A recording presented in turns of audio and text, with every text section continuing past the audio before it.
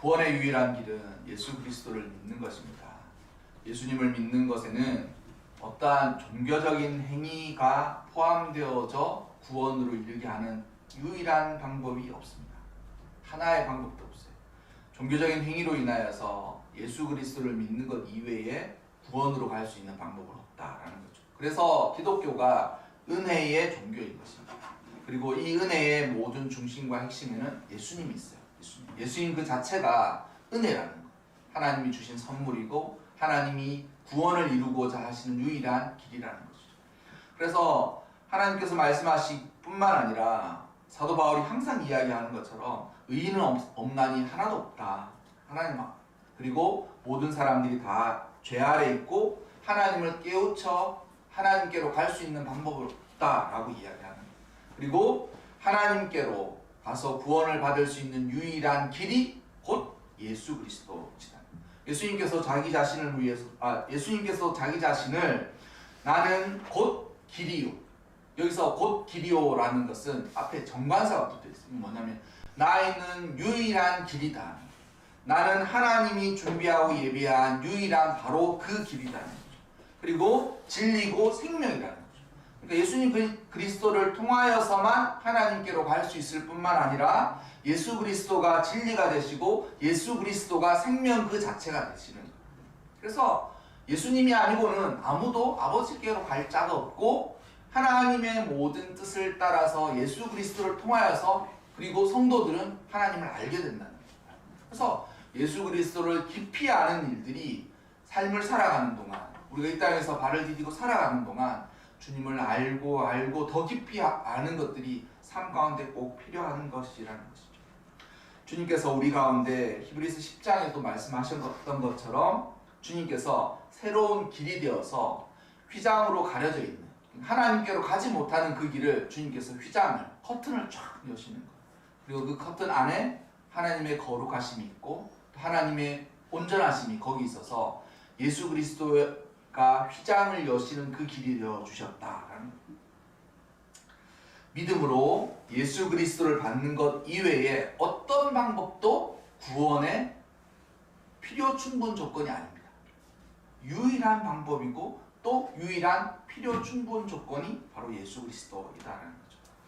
요즘 매스미디어에 사이비 또는 비정상적인 특정 종교 집단에 대해서 많은 정보도 나오고 이렇게 또 그것 때문에 사람들이 저희 교회가 다 똑같은 교회이지 않나라고 생각했다가 이 교회가 이게 어떤 거는 비슷하기도 하고 어떤 건 다르기도 하고 또 어떤 거는 교회라고 이야기하지만 이상한 종교 단체구나라는 걸 알게 되어서 참 감추었던 것이 드러나서 저는 개인적으로 참 기쁘다라고 생각합니다.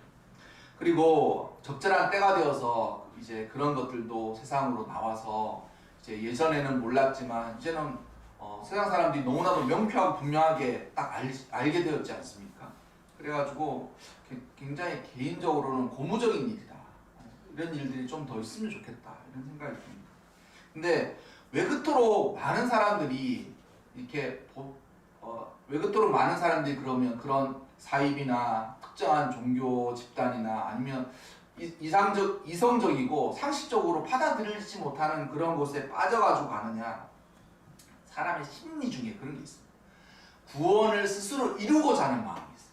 이게 사람의 심리의 한쪽에 내가 열심히 하고 내가 최선을 다하고 내가 무언가를 할 수 있다라는 그 마음이 거기에 딱 내재되어 있는 거예요. 그래서 사람들이 와서 다 그런 건 아니지만 어떤 상황에서 어떤 사람에게 네가 열심히 하면 나중에 이렇게 구원을 이룰 수 있어. 그렇게 이야기가 어느 순간 탁 그 사람 마음에 와서 꼽히는 거예요. 그러니까 그 사람 마음에서 그런 마음들이 자리 잡고 있다가 그게 이제 마치 전기가 통하듯이 이렇게 하면 되겠다. 그 교주를 믿고 그 종교 집단에 가서 이렇게 하면 나는 구원을 이룰 수 있겠구나라고 생각하였다가 그런 일들을 만나는 거예요. 근데 여러분, 우리가 믿는 하나님, 우리가 아는 예수 그리스도를 믿고 구원을 받는 일에는 그런 식의 구원은 1%가 아니라 0.0001%도 가능성을 두고 있지 않습니다. 네가 가진 네가 가진 것 중에 가장 거룩하고 네가 가진 것 중에 가장 선하고 네가 할 수 있는 일 중에 가장 최고의 일을 한다고 해도 넌 구원 못 받아 이렇게 얘기해요. 너는 그렇게 대단한 존재가 아니야.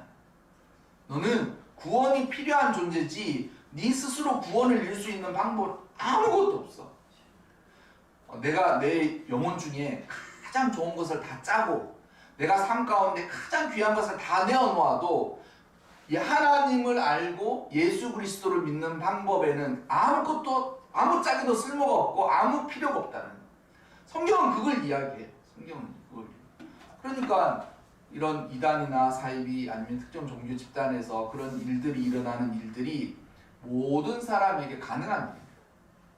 그 사람에게 그런 일이 일어나는 그 사람을 우리는 정죄하는 사람 역시 그 일을 못 만나봐서 그렇게 하는 거예요. 그렇게 어둔한 생각들을 모두 하고 있다는 거예요. 근데 하나님을 믿고 예수 그리스도로 구원 얻는 거는 내가 할 수 있는 건 아무것도 가능성을 0.0001%도 두지 않아요.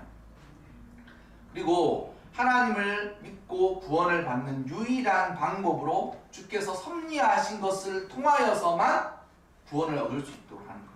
그래서 우리 모두가 구원받을 때 제가 구원의 서정에 이야기하면서 처음에 무슨 일이 일어난다 그랬어요?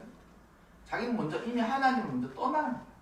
존재적으로 하나님을 떠나서 살아가다가 어느 순간 자신의 고통, 한계적인 상황, 그리고 자신의 삶을 되돌아보는 후회들을 하면서 자기 자신을 돌아보고 거기에서 회개한다.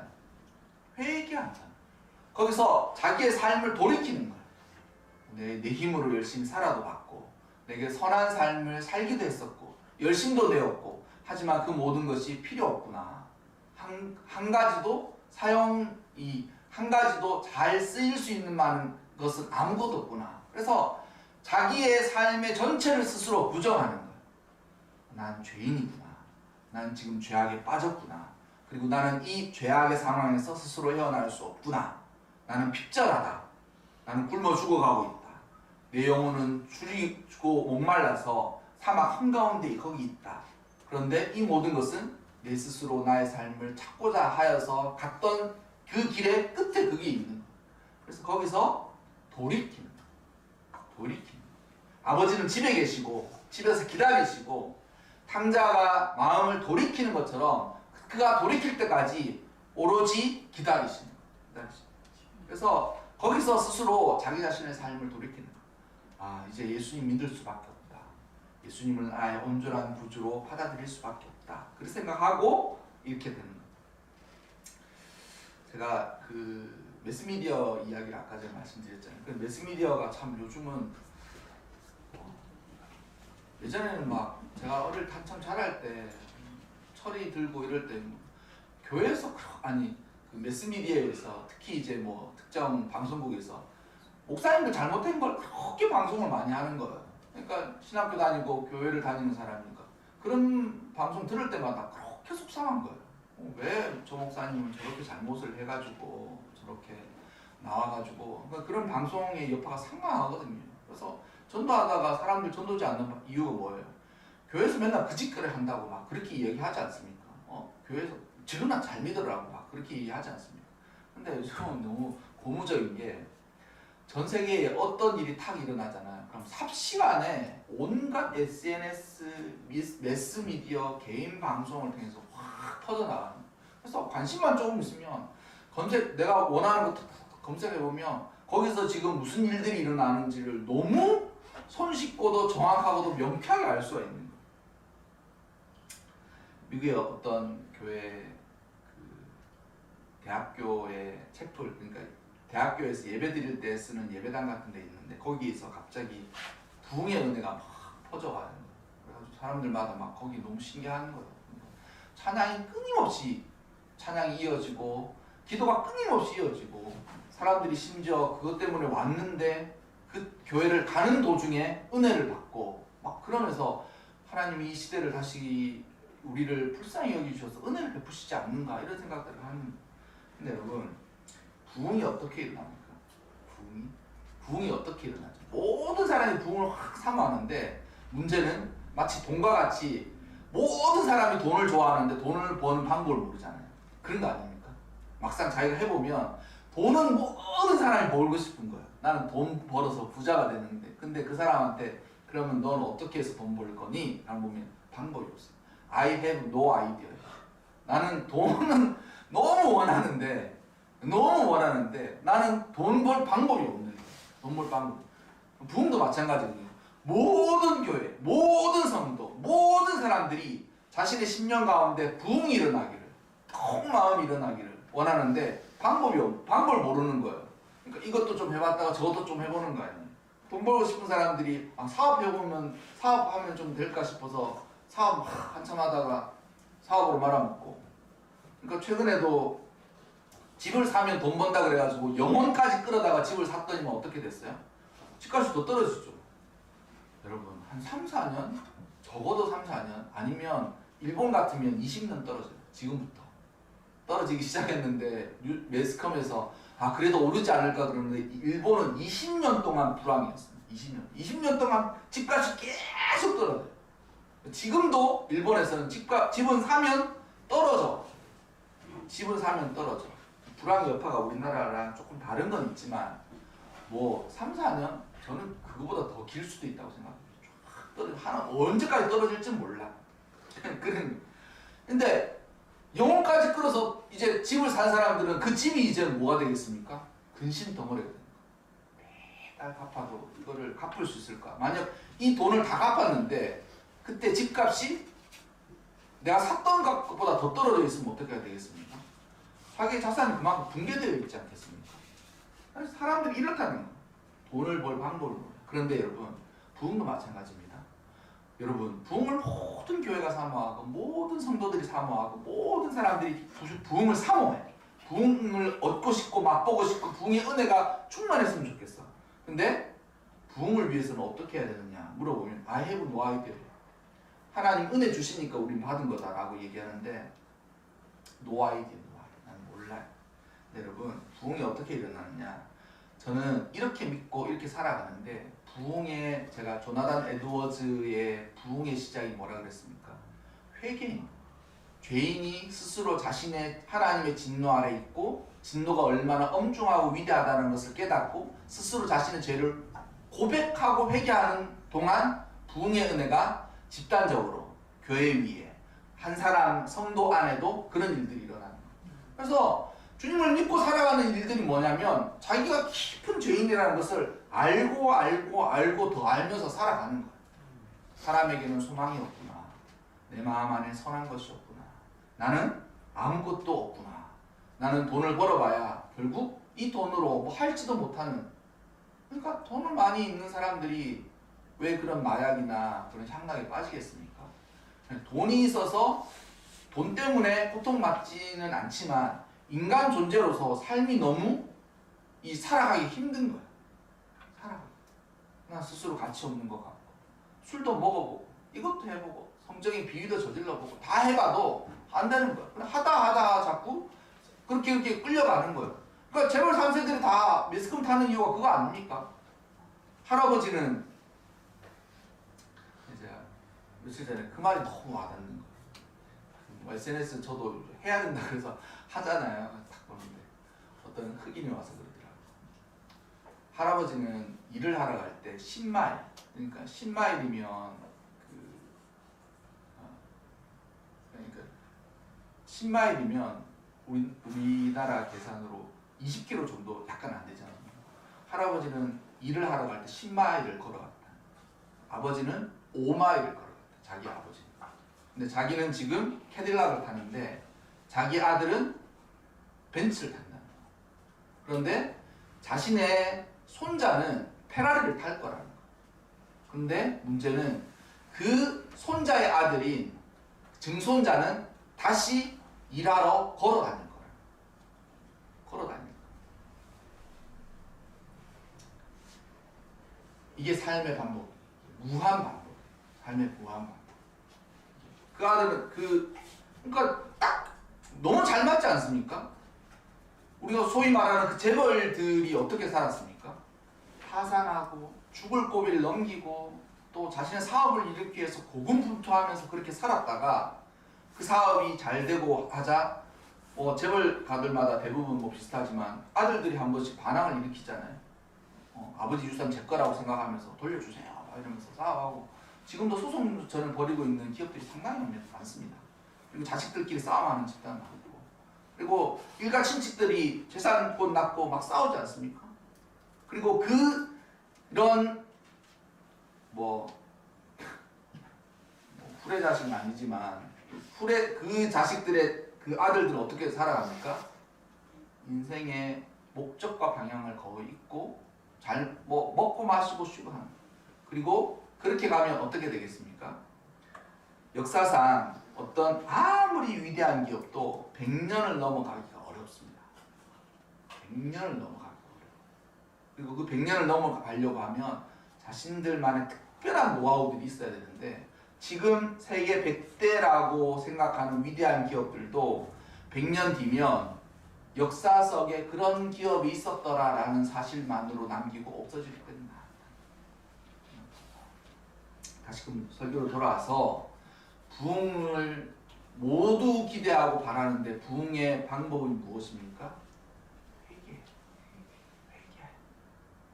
교회도 회개하고 성도도 회개하고 또한 시대와 민족도 회개하면서 인간이 얼마나 나약하고 한심할 뿐만 아니라 죄악되고 하나님 앞에 변변치 못한 존재들인가를 깊이 깨닫고 우리를 이 한계적인 상황에서 구원해 주십사라고 주께 간구하는 수밖에 없어요. 그리고 그 간구를 하는 동안 하나님께서 은혜를 베풀어 주시죠. 예수님께서 우리의 구원의 유일한 방법이 되셨다라고 말씀드리지 않습니까? 그러면 우리가 예수님을 믿는데 어떻게 믿으면 될까요? 여러분, 예수님을 믿어야만 구원을 받는다. 근데 예수님을 어떻게 믿느냐? 첫째는 뭐냐면 예수님이 역사적인 사실로 받아들이는 거예요. 여기서부터 시작해요. 예수님이 이 땅에 오신 지 얼마나 됐습니까? 예수님이 이 땅에 오신 지 얼마나 되셨죠? 23년 정도 됐다고 일단 계산하죠. 예, 맞습니다. 그게 맞습니다. 2023년이.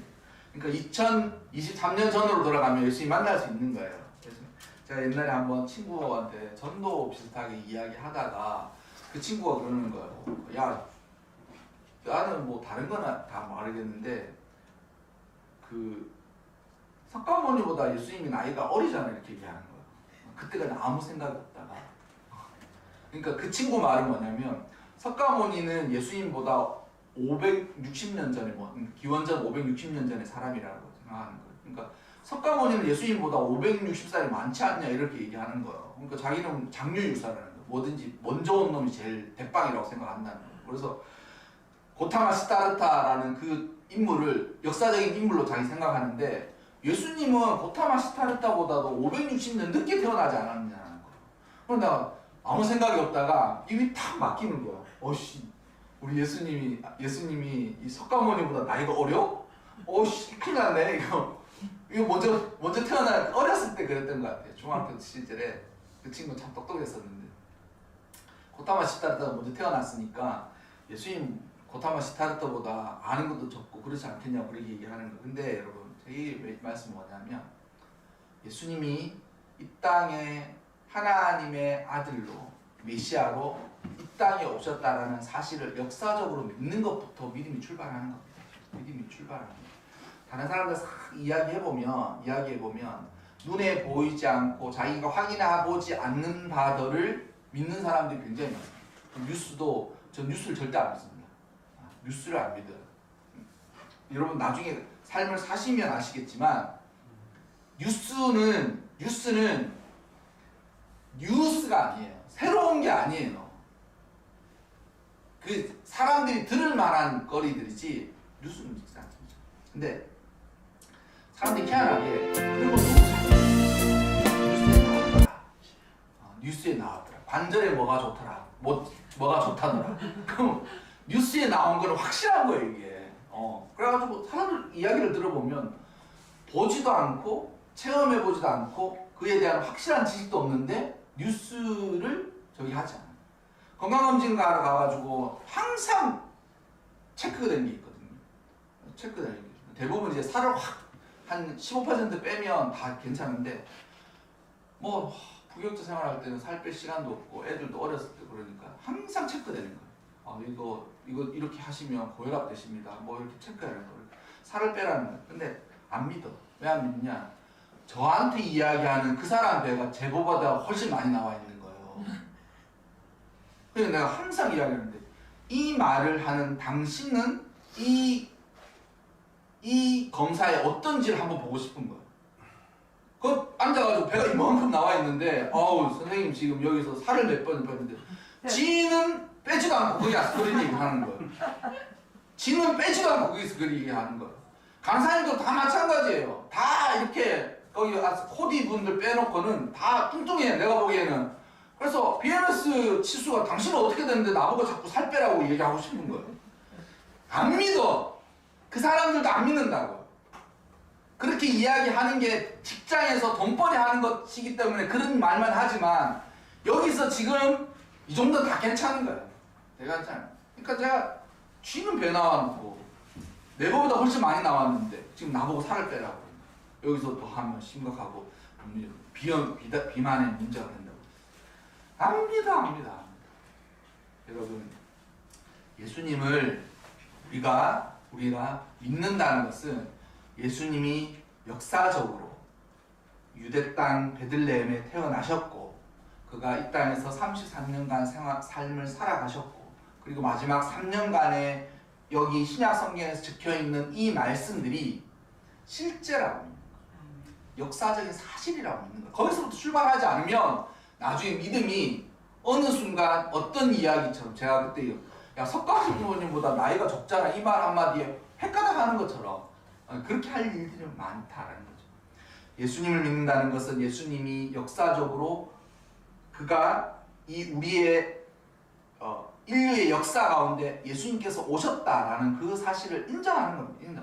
그걸 사실로 믿는 거예요. 사실이라고 믿는 거예요.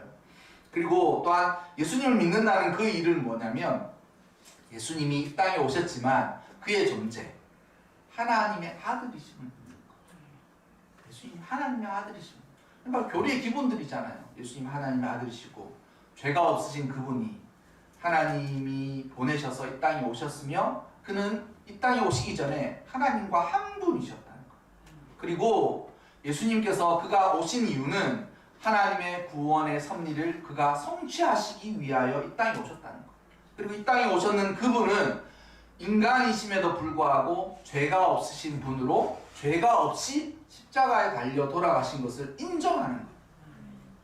역사적으로 그 부분이 맞고 예수님께서 행하신 일이 이와 같다라는 거예요.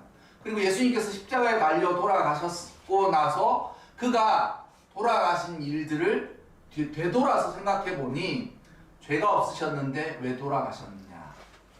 그가 나를 위해 돌아가셨다라는 것까지 인정해요. 예수님이 저기 내 옆에 있는 저 아이를 위해서도 예수님 돌아가셨다고 생각해서는 구원받기가 어렵습니다. 예수님이 저 교회 다니면서도 쓸모없는 저 집사님을 위해서 돌아가셨다라고 생각하는 것도 구원의 아무런 방법이 아니에요. 예수님이 행하신 그 일이 오로지 온전하게 나를 위해 행하신 일들로 체화되어야 돼요. 그 뭐냐면 성경에서 믿는다는 많은 말들 중에 예수님의 그 사실을 내가 온 몸과 마음으로 받아들이는 일이 어떤 일이냐면 나를 위해 그렇게 하셨구나. 나를 옆에 있는 성도를 위해 뒤에 있는 집사님을 위해 아니면 자기가 설교하고 있는 목사님을 위해 행하신 것이 아니라 나를 위해 행하셨구나 라고. 그래서 제가 3년 동안 성찬식을 못했잖아요. 성찬식을 하려고 막 계획했는데 하나 하는데 제가 전전긍긍하죠. 그래가지고 성찬식 할 때 떡을 이렇게 떼어다 주지 않습니까? 그게 그런 의미가 있는 거예요. 예수님의 그 몸이 나를 위해 이렇게 직접 주시는 거예요. 그냥 예수님께서 그런 일이 있었다가 아니라 나를 향해서 예수님께서 직접 자기 살을 여기서 떼서 이렇게 주시는 거예요. 먹으라. 이것이 나의 몸이니 이것을 먹는 자마다 영생하리라. 예수님께서 십자가에서 자기 살을 찢으셔서 그렇게 나에게 주시는 거예요. 그리고 그 떡을 받을 때 주의 피 묻은 피 묻은 몸으로 받는 거예요. 아, 주님께서 이렇게 하셨구나. 그리고 그거를 먹게 되는 거예요. 나를 위해 그렇게 하시는 거예요. 나를 위해. 앞에 있는 목사님을 위해서, 옆에 있는 집사님을 위해서, 저 자라는 아이를 위해서 하신 것이 아니라 나를 위해서 행하셨다라는 것이 믿어질 때 그게 믿음으로 체화되는 거예요. 자신의 마음 안에 확 들어오는 거예요. 확 들어. 옛날에는 이게 다 다른 사람 이야기처럼 들리는 거예요. 다른 사람. 그러니까 그렇게 얘기하는 거예요. 예수님 떡을 왜 그렇게 작게 줍니까?